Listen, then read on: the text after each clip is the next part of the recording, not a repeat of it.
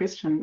I think, people underestimate the power of co-creation, right? So involving your stakeholders right at the onset of you, before you even initiate the change, right? I found it very useful for me to talk to the key stakeholders that will be impacted by the change, pitch, almost like a pitch to them, that this is what I want to do, and how will it impact you? Because I think once you understand how it will impact your stakeholders, particularly where you, like to your point, to that question, Nicolette, where you don't have that direct reporting relationship, it's then a lot easier to articulate the benefit of the change in their language. And I think that's what's important to bring them on board.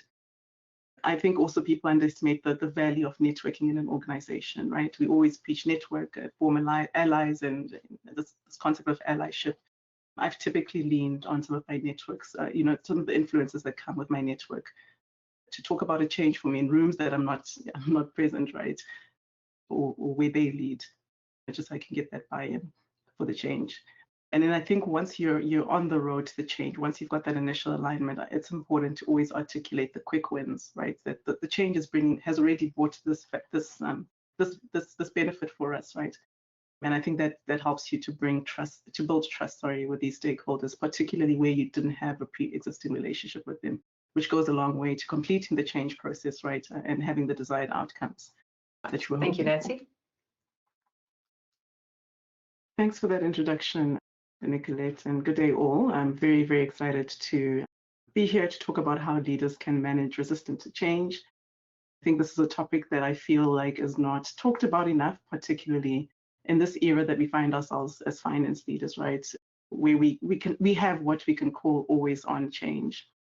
I wanted to start off, next slide please, Nicolette. I wanted to start off with a quote by Ahmed Ray that you see on the slide, which is, "Change management requires strong emotional and social intelligence. It is a part of inside-out leadership."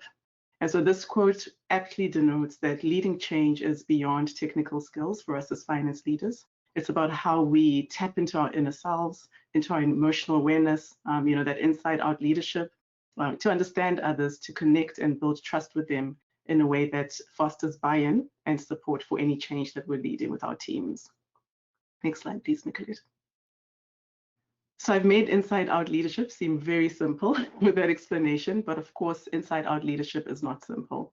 The dilemma that we have as leaders is, how do we navigate multiple change responses and types of resistance that you see on the right here, while trying to drive the intended impact of the change that we're leading at different levels.